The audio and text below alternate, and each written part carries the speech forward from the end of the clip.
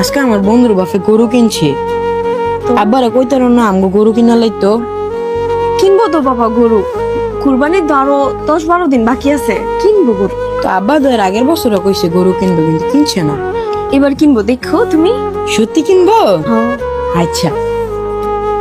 কি গো ফুতে কি কয়ে গেল? কি আর করবো কো, প্রত্যেকবার ওই ফোলাটার আশা দেই, গরু কিনবো গরু কিনবো, কপালও আর গরু জুটলো না।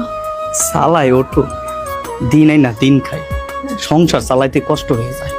টাকা পয়সা কি আর জোগাড় করতাম পারি? কিভাবে গরু কিনবো? এটা তো আমি বুঝি কো, ফোলাটাই তো আর বুঝে না।